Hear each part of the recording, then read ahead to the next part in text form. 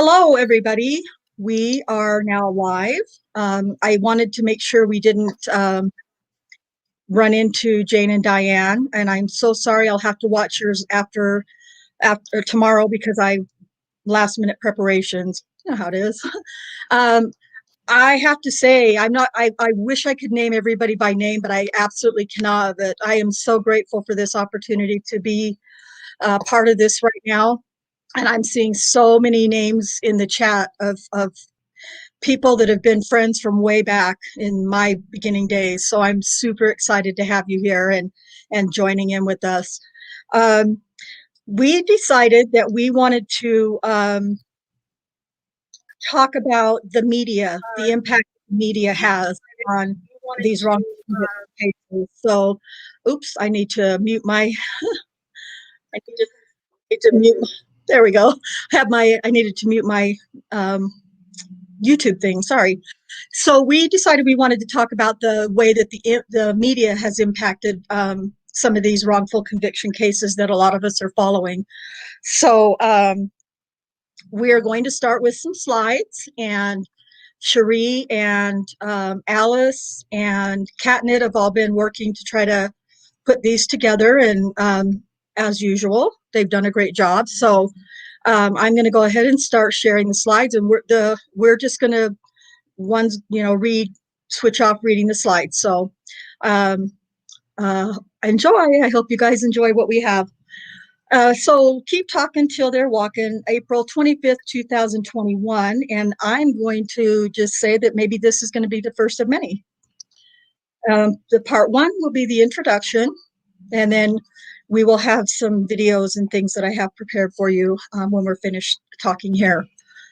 And then we'll have more discussion about trial by media. Cherie has got some information for us that is definitely interesting. It's not just a thing, it's a psychological thing. There's a lot of psychology to how we receive information from the media, and how the media can sway you from believing one thing about a thing to believing something completely different. And I know that happened with me with Stephen and Brendan's case. I, based just on the local news that I was seeing from Wisconsin, I just was like, oh my gosh, these guys are guilty. And so, but of course, once I started doing some research and came across Eric Jose, I started learning what the reality was of their guilt, which was not guilt, as we learned. So I will start with the introduction. Trial by media is a process where defendants are prejudged as guilty, and the actual trial is a legal gesture to register a verdict already dictated by press and public opinion.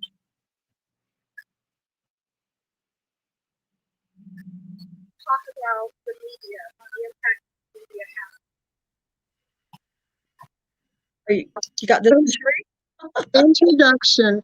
Conflict between the two rights, First Amendment freedom of the press and the Sixth Amendment right to a fair trial.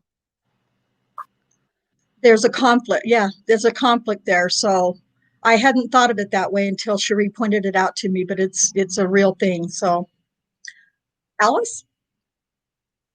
I can't actually see it at the moment because my computer's being a div.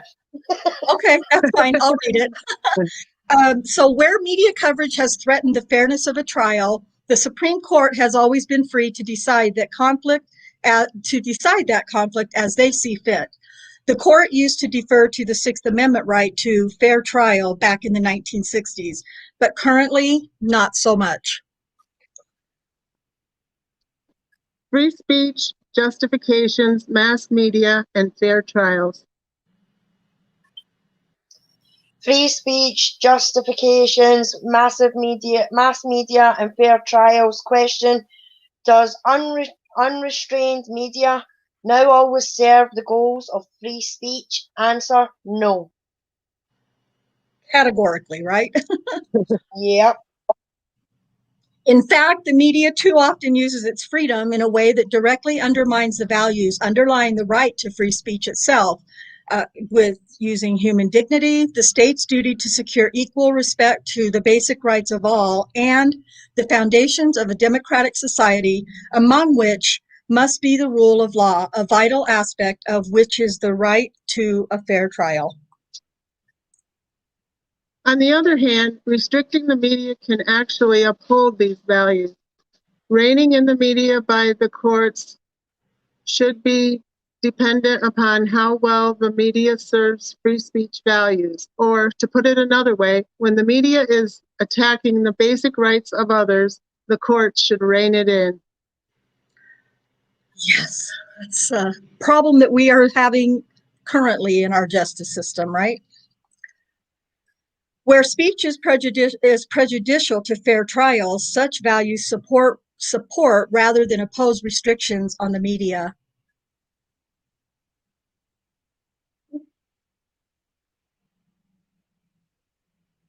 Trial by media in Daniel's case.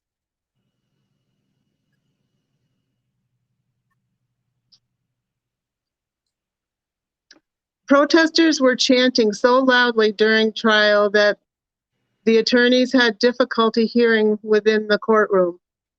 The protesters were shouting that the jury must convict, we want life, and other phrases.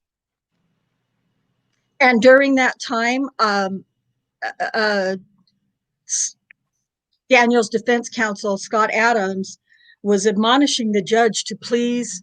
He said he didn't know what could be done, if anything could be done, but that he could not even hear the witness testimonies because the chanting below the window in front of the courthouse was so loud and it was so distracting that he was worried that if he was distracted by it, that the jurors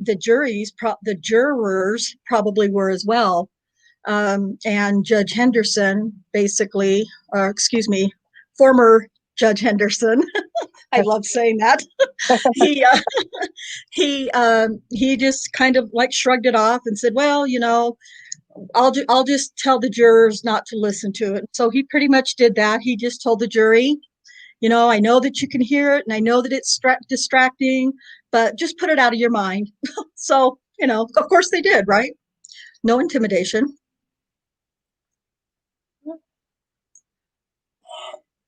So go ahead, please. Summer of Ferguson.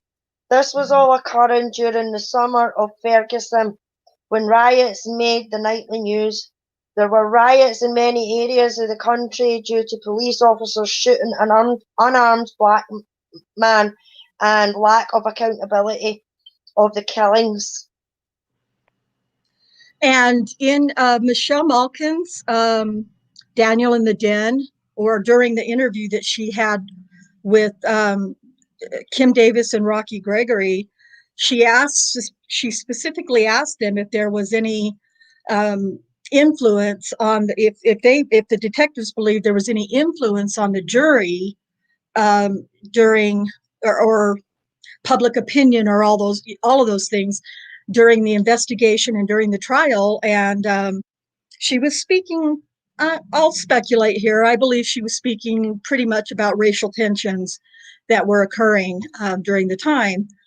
And I remember very distinctly Kim Davis looking over at Rocky and saying, "Oh, well, yeah, we don't have that kind of stuff in Oklahoma City. We haven't had any of that kind of no rioting, no protesting or anything like that." And I since have found out. I have cousins who live in Oklahoma, and they told me it's been several months ago now, but a couple of different cousins told me that wasn't true, that they didn't live in Oklahoma City, but they were seeing things on the news that despite what was going on with Daniel's case, there was a lot of racial tension, and a lot of it kind of stemmed from now you have a white cop who is allegedly assaulting Black women, and so that just added to some of the racial tension.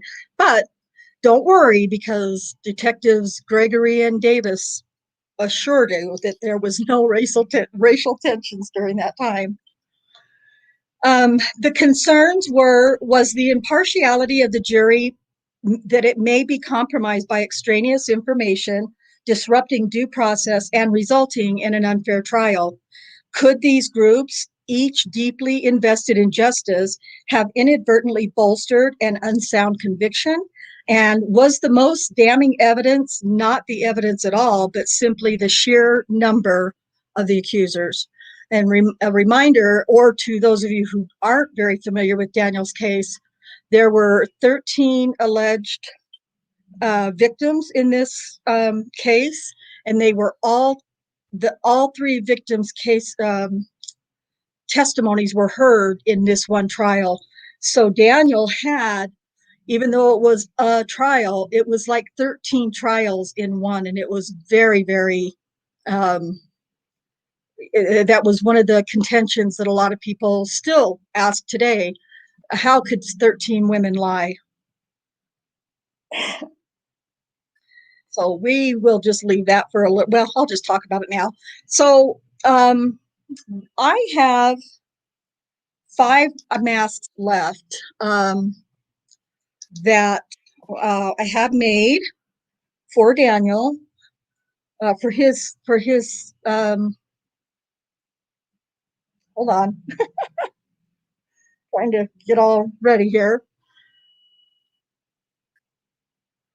Okay, let's see here what we have. Okay, there we go. So we have some of these masks left. I have 5 of them for sure that I am going to be giving away. So if you would like to learn how you could maybe win one of the masks that I have, then maybe come into Discord tomorrow morning, and we'll let you know how you can win one of these masks. They're pretty cool. I like it. And they're very comfortable, and they're very breathable, and I wear mine very proudly whenever I do venture out into the into the public. So yeah, join us tomorrow in Discord, find out how you can win one. Um, so some of the really disgusting things that that the chanters that were outside of the courthouse were shouting. I was going to include those in my presentation, but I just couldn't do it because they were so disgusting to me. But there's you can find all sorts of YouTube videos that will show you all of the chanting, but some of the chanting involved phrases like racist cop. I don't remember the exact phrases. Racist cop, lock him up. We want life, and all of these different. But calling him a racist cop was like probably the one that was they were all offensive, but that one was super offensive to me, and I really took great offense to it, and it sickens me to watch that and to listen to them. And these were some of the chants that were all going on during the. Now the reason that applies to the media is because the media was covering all of that. So you had to be hard of hearing or hearing impaired to not hear some of the things. And these protesters were also going into the courthouse and intermingling with some of the jurors during their breaks and bathroom breaks and things like that. It sounds like a very poorly designed courthouse, in my opinion, because there was no other place for the jurors to use the restroom on a break, because the only one that they had available to them was the same one that the public was using. And so there were lots of protesters in there. Female protesters were going in. I don't know about the men. I would imagine the men's bathrooms too, but the protesters were going into the restroom and making comments in front of, probably knowing that there were jurors in there, and making really well, should have been illegal comments. But you can't stifle free speech. So, but there was no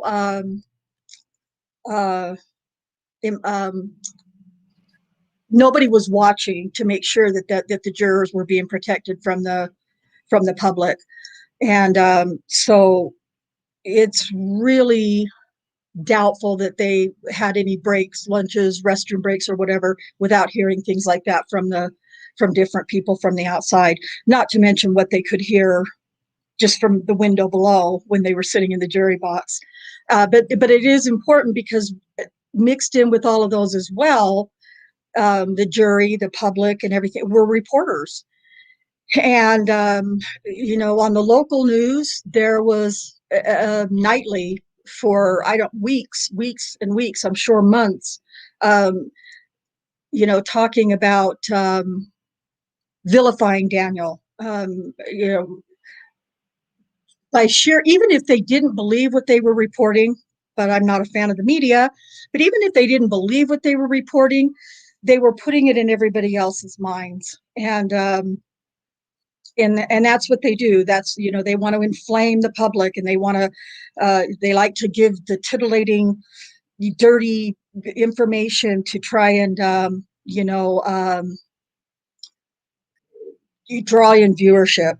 So the media was a part of this trial from the moment that the first person came forward, who was, for those of you who aren't familiar with the case, which is Janie Liggins. I have little debates from time to time with people who are arguing with me that all of these women came forward. No women came forward. Let me repeat that. No women came forward. Janie Liggins was the traffic stop on June 18th of 2014 that started it all, that kicked it all off. But beyond that, something that and I even think there was a news magazine that said the same thing, that called it reverse engineering is what was done to get as many victims as they could. They just wanted to pile it on and pile it on and pile it on, just to make it as bad as they possibly could. So, pardon me. And so,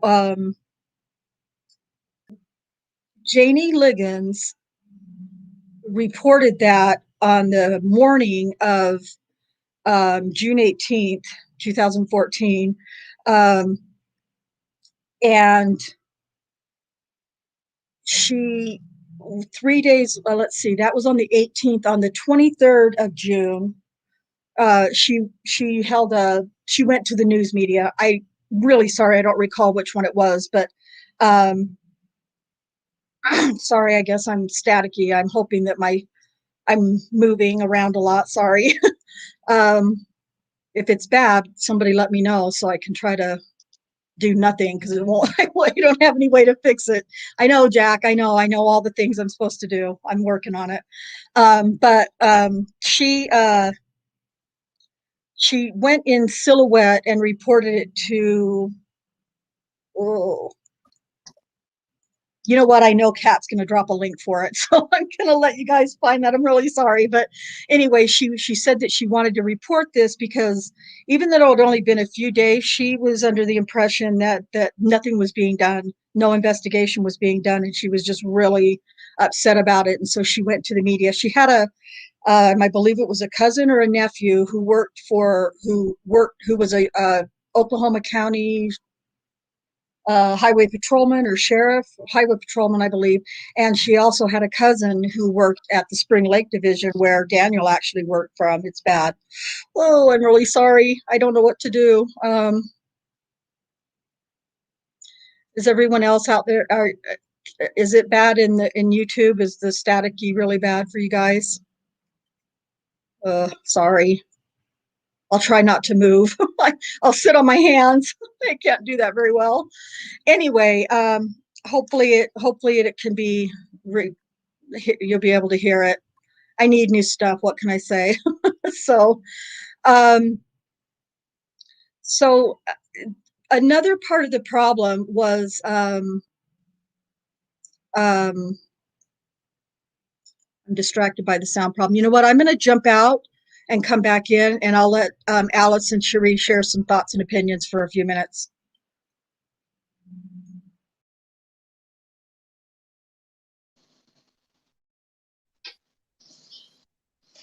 Hello, everybody in chat. I'm trying to keep up with the chat as well. And just as Rhonda was saying, it's mostly the opinions that the media and everything like that. I mean, you'll know with your local areas and that about how much it was spread all over the media. And I mean, even here in the UK, we on our 10 o'clock news, we got a snippet of Daniel being sentenced, and everything like that as well. So, I mean, it wasn't just being broadcast in your local area, it was being broadcast here in the UK as well. So, for it to get that far, and don't get me wrong, I mean, at the beginning, I was like, well, surely he must have done it. But then we're doing the making a murderer case and looking into other investigations and talking to other people and following the case. You can see that the media had a lot to do with it as well, and especially at the time of the Ferguson riots, because that was all over my TV and that as well, about there being more riots in America and things like that. So the media had a big part to play in Daniel's case, in my opinion.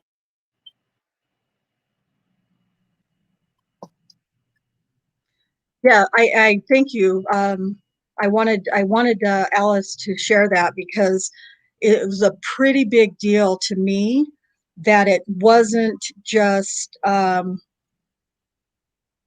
stuff that you weren't just hearing it in Oklahoma, you weren't just hearing it in the United States, you were hearing it across the pond, as we like to say, or I like to say. I get a kick out of that. I don't know why I think that's funny, but they were getting that information and that news of this case, just like with Stephen and Brendan, across over in the UK. And I don't know if Alice kind of shared with you her experience or her first knowledge of Daniel's case or not, from what she was seeing. But I was asking her when we were talking about it, I was asking her um, what was the news like? Were they just re-showing what what we could see here in the United States, or were they showing, doing their own clips of it and showing, what were they really doing? And I asked her, I said, I knew that, I believed that the Sun, and I don't remember the other ones, Alice, you'll have to maybe help, but I knew that the Sun and other ones, what we call gossip rags or whatever here in the United States, like the Inquirer and things like that, we get the smutty stuff that way, and they love to show to share the smuttier, nastier, uglier stuff. And so I wondered if, besides the Sun, if there were other magazines or newspapers or news articles that were doing it the same way, showing it really negatively and dirty and Yeah, disgusting. yeah. I mean, there's the Sun, and there's the Daily Record, and there's the Mirror, and they're the red rag top papers. They're like they don't care what they put out. And we also had it on the like our mainstream TV channels, which is like the BBC News channel and the ITV channel. And on the main news channels, it wasn't the dirty rapist and things like that. It was just more former Oklahoma police officer sent to jail for 263 years for sexual assaults on women that he pulled over and things like that. But when it comes to like the Sun and the Daily Record, they just don't care what they put out there, and it was he's a dirty rapist sort of thing that they were putting out. But it's because people were buying the papers and that back then, and if the headlines wasn't a juicy headline to grip, then they wouldn't have sold as many papers. And that's what our papers and that are good at, because they did the same in the Luke Mitchell case. That laddie was vilified in the media, which is disgusting. And some of the headlines that they were putting out for a 14-year-old was disgusting. And it was the same with Daniel when it came to reporting on that. I mean, they couldn't just say, like the mainstream news, a former Oklahoma police officer charged and sent to jail for, blah, blah, blah. They had to emphasize on that he was a rapist and that there was all these victims and everything like that. But that was all just to sell the paper. Right. It's a job I could never do.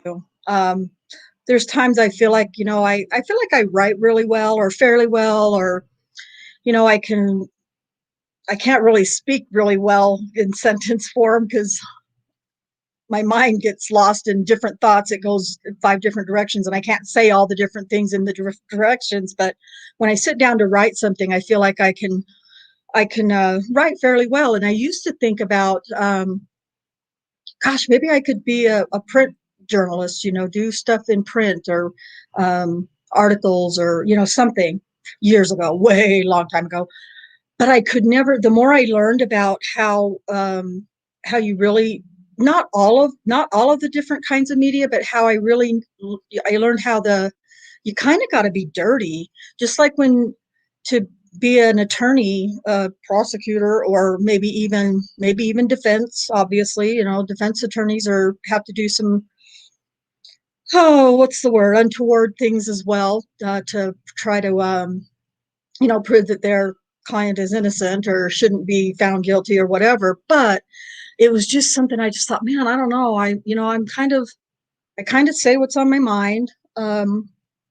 I don't know if any of you guys know that about me, but I hold back a lot actually when I'm doing our shows. But the idea of saying dirty, nasty things or lies or anything like that, just to make money, just to sell a paper or just to sell an article, is just, I can't. It's not something I could really do. I mean, I could if it was like fictional and it was for that purpose, but so I don't know. That wasn't Yeah, something that I thought about for very long. Writing. yeah, but it doesn't help either when the media and the police are working together. Right. Yeah. They're Well, getting and information, whether it be dribs and drabs that they're getting for the police or whatever. That I don't think that should be allowed. The police shouldn't be able to let out anything. But then you always get leaks coming out for anywhere, whether it's police, government, or what. But I think that's the thing that needs to be looked into as well. That the police can go give out information, and if they do give out information without having the facts there to back it up, then they shouldn't be allowed to do it. I agree. And that's kind of I've been watching a lot of First Amendment auditor YouTube videos. Some of them are kind of bad, and I've kind of decided which ones I'll like to spend some time on, but that's one of the things that a lot of them talk about. It's the idea of and this was something that Cherie had brought up in the research that she was doing about the media. The idea of one is trumping the other. One is you have the First Amendment right to free speech and say what you want wherever you want, as long as you're in a public place and you're not doing anything illegal. You can pretty much say whatever you want. You can take pictures, you can take video, you can do all of those things under the First Amendment. But then it's crossed a line now, because seems to be kind of stepping on the Sixth Amendment rights to a fair trial. Because if you can share all this news, all of this bad, negative stuff about, a defendant or whatever the case is, then you're poisoning the minds of your audience. And I I didn't really want to bring this up, but I kind of, we had a really great example that we just witnessed in this last several weeks with the trial of the former police officer in Minnesota.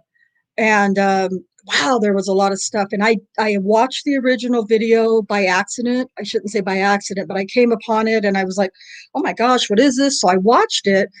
And unfortunately, I watched it all the way through, and then I never watched it again. And I didn't read anything because I just was so disgusted by it. But at the same time, I was realizing, oh, there you're back. I was realizing I just was like really torn because I wanted to believe one way about this particular case, and I wanted to just base what I believed. I was based on what I saw, and what I saw wasn't good. I felt like it was murder, and so I was really struggling with the whole innocent till proven guilty thing. But that was just based on on that one video that I had watched. But I tried not to watch anything else or read anything else because it was just mostly just because it was so disturbing. But I watched all of the jury voir dire for that case, and I was hoping that the potential jurors were being truthful, and I wanted it to be a good jury, and I wanted it to be a honest jury. And I kept going back to Brendan and Stephen's juries. And I thought, gosh, you cannot ever be certain that your jury isn't being tampered with in one way or another, whether it's by reporters or just countless different ways that your jury can be tampered with. And so I just thought, gosh, I hope that nothing like that happens. So far, we haven't heard anything like that happening, but at any rate, it really all comes down to the media. And the media now, I feel like the Supreme Court has got to decide, what are you going to do? Are they going to put something in place, a statute that continues to protect the Sixth Amendment rights of our defendants, our innocent defendants, against the First Amendment right to freedom of speech, because it is a huge problem. So whether they manage to do something in any time soon or ever, I guess remains to be seen. And hopefully we have some really great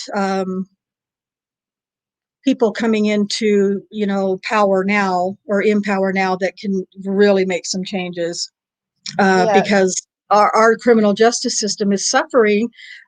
But I'm so more concerned about our innocent men in prison. So the media has everything to do with them being where they are. yeah, yeah. But when it's coming out that people might be innocent, where are the bloody media? They're nowhere to be seen, Yeah. Yep. because there's no story in that, unless unless people can actually prove that it was something to do with law enforcement, it was something to do with the investigator, it was something to do with the DNA. But even at that, it's a 5-minute thing. Oh, so and so's putting in for a new appeal because they're going for new DNA or anything like that, and it's about a 10-minute segment or something like that on it. Whereas I think when it comes to the media, they should be just as hungry and as avid as what they were at the beginning, when this person is being accused and everything else that's following along with it. They should be reporting it. And then if it does come out that this same person has been done over by police, prosecutors, or whatever, then they should be reporting on that as well. And it is disgusting that they don't. And I mean, that's not just happening in America, that happens here as well, because if it's not going to sell papers, then they're not going to do it, which I think is wrong. So they need to be just as hungry to follow the story when the person's getting convicted and accused. They need to be as hungry to follow the story if it's coming out that that person may be innocent as well and that they've been sent to jail wrongly. Right. And you know what? Wouldn't you rather have that? Wouldn't you want to share the good news? Not necessarily that, well, it's not really good news to share that, the state is the state that you're living in has wrongfully convicted so many men and women. The good news is that when that gets found out and discovered, then, hopefully those things get overturned. But um, I I would rather them report a story, such and such got accused of doing this nasty thing, and we know there's proof out there that they didn't do it, and I'm going to share that news instead. But nobody wants to read or hear that news. They want to hear all No, the dirty, smutty stuff, and it's disgusting. that's it. What does that Yeah, say about that's us as humans?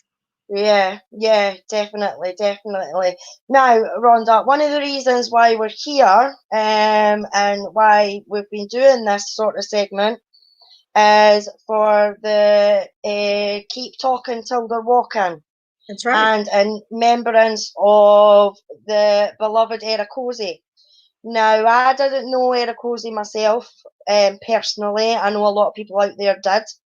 Um, but Cozy was one of the first people that I started to follow, and got right into it. And I loved the way he took everything on board. He researched everything and everything like that. But you yourself, Rhonda, actually had the privilege of meeting him in person. Can you just tell us a wee bit about that and I what it was did. like to actually meet the man himself? Sure. Because this is what we're here for, and we can't no say anything about the dude, as a lot of people call him, especially Paul. Paul. Yeah. So, what was your impression of Richard himself, or Cozy, and what was it like to meet him? It was awesome. I was starstruck. I know that may sound silly, but I was seriously starstruck. Um, and I had a conversation with his Aunt Sherry shortly after the service that they had for Richard. And I told her that I was so starstruck when I met him. And um, I remember standing outside of all the vehicles. I had parked my truck at LAX, and everybody met me there. And um, Julie Pom Pom introduced him to me because she was already with him, and she introduced him to me. And he just was really shy, you guys. He was like, or at least he was with me, or in that setting. And I said, "Oh my gosh, it's so good to finally meet you." And he just kind of said, "Oh yeah, yeah, nice to meet you too." And I remember him reaching out to shake my hand, and I said, "Can I just have a hug?"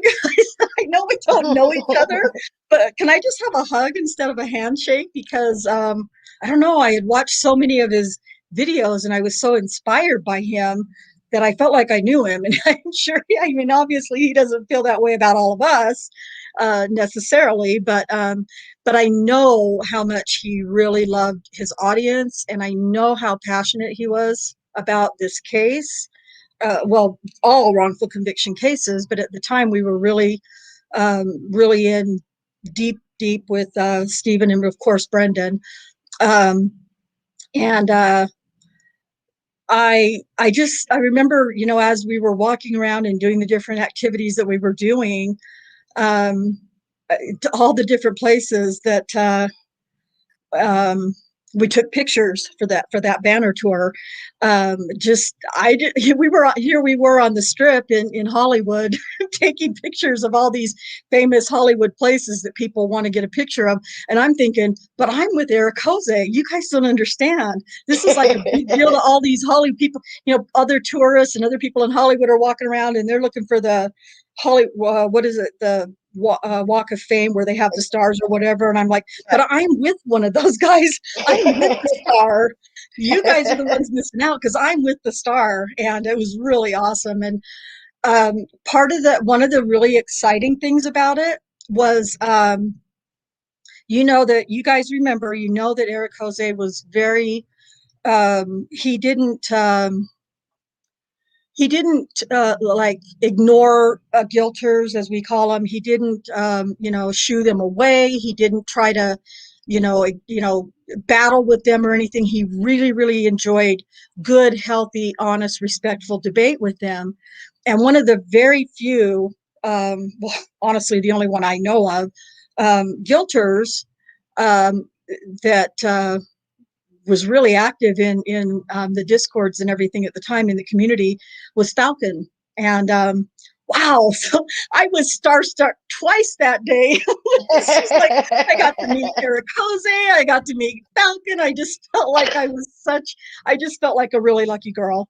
And we all shared a drink with Falcon out on the patio. And I know I have it somewhere, but a lot of you, especially if you watch Richard's lives regularly, you'll remember that he went live. We were all sitting out on the patio having a drink, and Falcon was out there with us. And Richard was so excited. He got out his phone and he's like, "I'm live right now, and with Falcon," and it was so much fun. We had so much fun, and we all kind of sat there and talked for a while and joked, laughed, had a good time. And then we went in to the restaurant. We all sat down for 2 or 3 hours. It seems like we were there for 2 or 3 hours and had dinner. We had more drinks, and really, really awesome experience to have with Eric Jose. And then of course we were there till late in the night. And this was oh gosh, it's the Margaritaville guy. Oh my gosh, I'm so embarrassed. I can't think of his name right now. Jimmy Buffett. Jimmy Buffett, thank you. So we were there at Margaritaville, and we would go out and just stand and hold out the banner, and we would holler out, "Free Stephen Avery" and "Free Brendan Dassey." And so we would get people that would stop and look, and a lot of times people were just like, "Yeah, I want to be in the picture," like, "Yo," whatever they do. And they would, there's a few pictures of us with some tourists that were hanging out for a picture with us, and that was great. But that was the whole idea behind it, was even if nobody really stopped and asked any questions, they thought about it. I like to believe that a lot of those people went home that day at the end of their day or whatever, and looked up the case to see what it was all about. And hopefully hopefully we brought more people into the community doing that. And then we went, gosh, it was near the end of the night, and myself and Richard and Julie and her son Cody went to I can't remember what the name of it was, but it was a superhero store, all superhero, Marvel, and all kinds of stuff like that. And Richard wasn't having a good time, right? He was like, no, he was like, I was done. Like, I was the oldest one in the group, so I was like, okay, I'm gonna stick this out as long as I need to and as long as I can, but I'm so tired because it was late. We couldn't drag him away from all the superhero stuff, but it was so much fun. And watching his face, you guys, when he would see certain things that were really important. Like, I'm gonna get teary-eyed just looking over my shoulder at him right now. But and what do you think he would say now about what's been happening the last couple of weeks with the KZ motion and everything like that? Even though we know he knows everything now, he just needs to give us a few nudges in the right direction to find out where it all bloody is. But what do you think he would be saying about what's going on just now? Oh, I just got chills because I feel like he's just right here with me right now. Yeah, of course he is. I know, we all know that he would have been losing his mind. And I had a visual of the last few days, the reports that we've gotten in the motions and the responses and whatnot. I kept having these visuals in my mind of Richard sitting in his truck, going live. I'm going live right now, and KZ's filed this motion, or the state did this response, and I'm on my way home from work. And as soon as I get home, we'll go live and we'll read through it. And that's what I kept thinking initially when we were getting those. Oh, sorry. Wow. When we were getting those reports, I thought about Richard, or Eric Jose. Sorry, I know him now. He's not Eric Jose to me anymore. He's Richard. Sorry, but but so I thought quite a bit about, what he would have done if he were still here, and Yeah. I just believe that Richard's been with each and every one of us that have been, putting out a video this weekend, and talking about. I just now caught a comment. Jack said, Eric, well, here, I'll just put it up here. Yeah, yeah, yeah. Richard Yes. would have lost his ever loving mind over the Luke Mitchell case for Yes. sure. Yeah, yeah, that's very true, Jack. But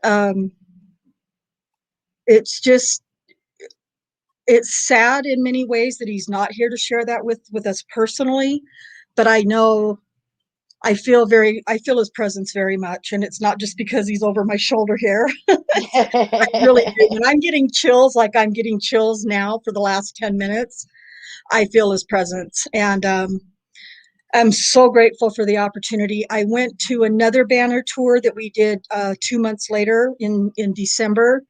And I brought my son, one of my sons with me, drove me down to California for the second banner tour.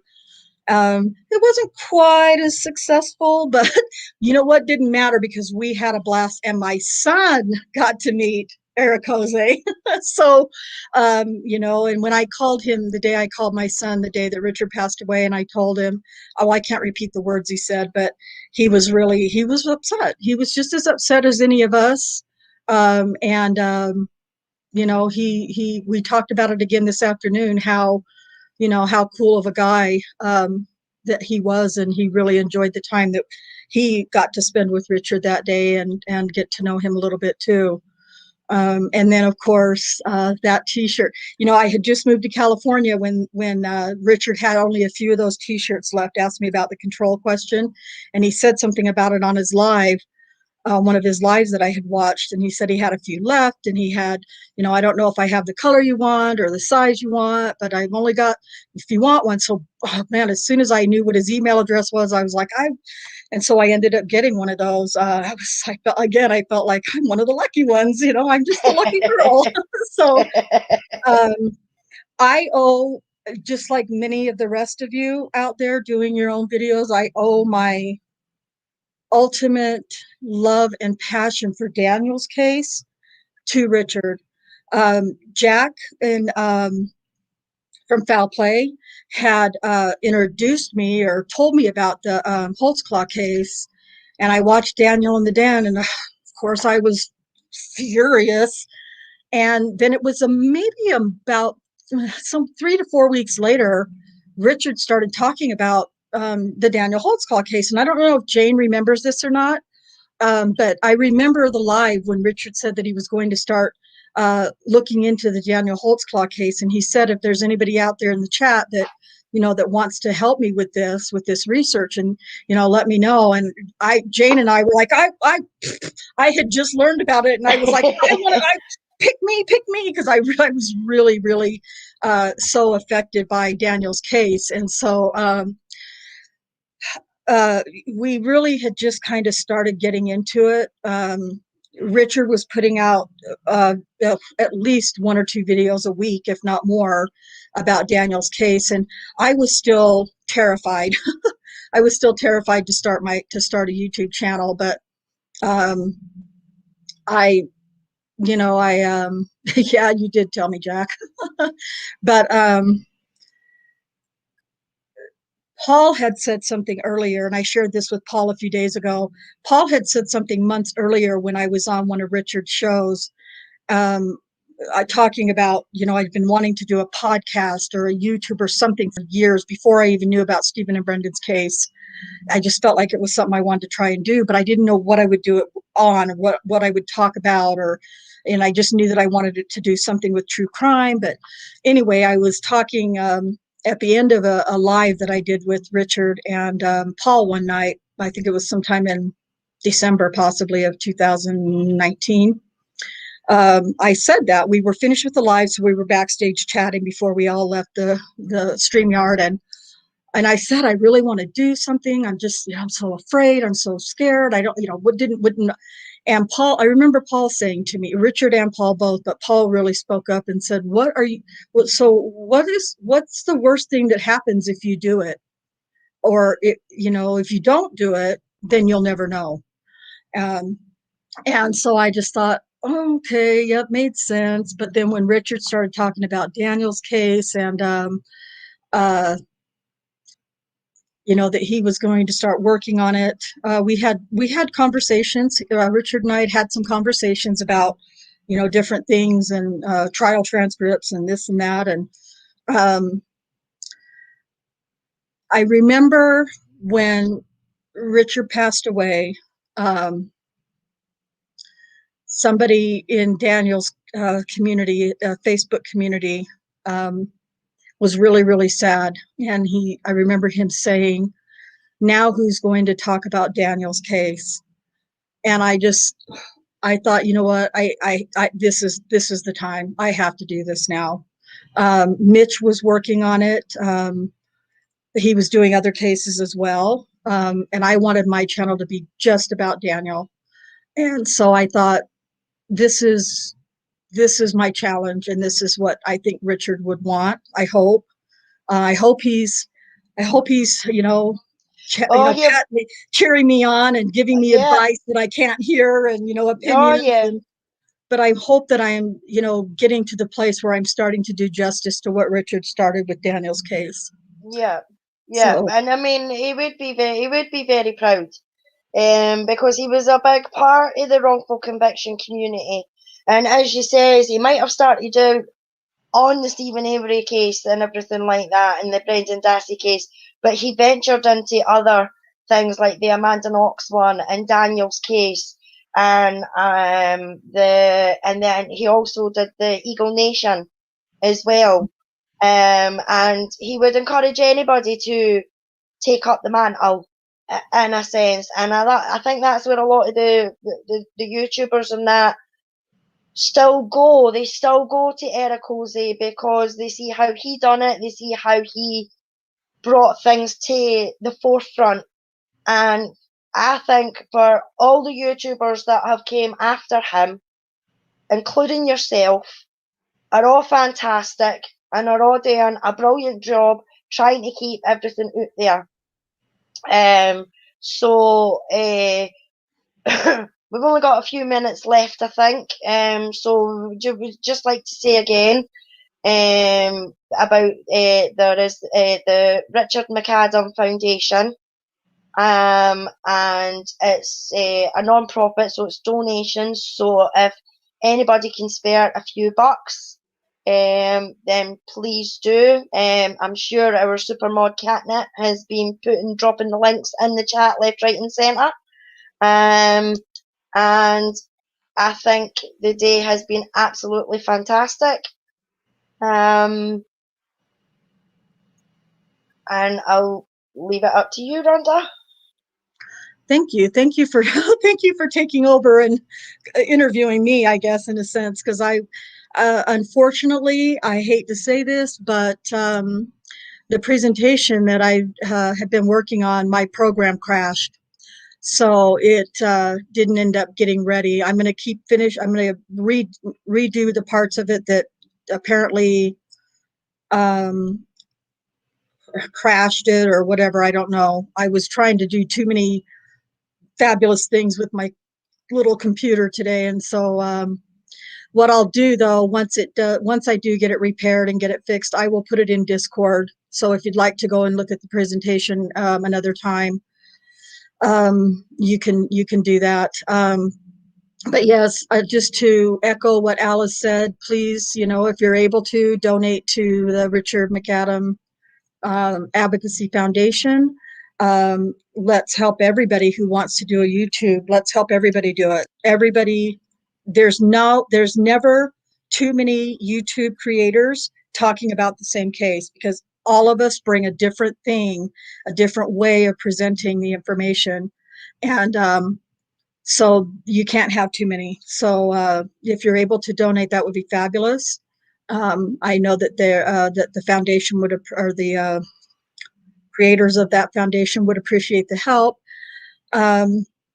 I just want to thank all of you in chat who have been commenting and sharing memories or chuckles or whatever about Richard. And just want to I'm going to leave this this live. I will leave in his memory and his you know dedicated to him. That's the word I was looking for. Dedicated to Richard and what he was doing for wrongful convictions. And I would, if it's okay, well, sure, it's okay. It's my channel. I can say and say whatever I want, right? But like I said, I have five masks that I want to give away. And so if you, within the next 48 hours, if you come to my Discord, I will have up some information about how you can win a mask. We've been talking about it, but we hadn't really come up with a ideal plan. And so we're going to work on that, but there's 5. And so if you would like, I don't know where I put mine, but if you would like one of these fabulous masks that says free Daniel Holtzclaw, holtzclawtrial.com, come to Discord in the next 48 hours. I'll have up the rules or how it's going to work. And Cherie, again, you've been kind of loud during this whole thing. Would you like to share anything before we take off in the next minute or so? I just appreciate everybody coming and listening to what we had to say, and hope you enjoy the rest of the day with the event. Yep, come and join us on Foul Play, which is up next, and hope to see you all there. And thank you for having me on, Rhonda. It's been fabulous. Nope, thank you, Cherie and Alice and Catnit. Our super mod and Dark Side helped us with some getting some things together, and I've had a lot of help getting this all put together. And so I appreciate all of you, and I appreciate all of you who took the time to come and watch our show today. And now we're going to turn the time over to Foul Play, and I'm fortunate enough to be a part of that community as well. So I will see everybody there, and to Richard.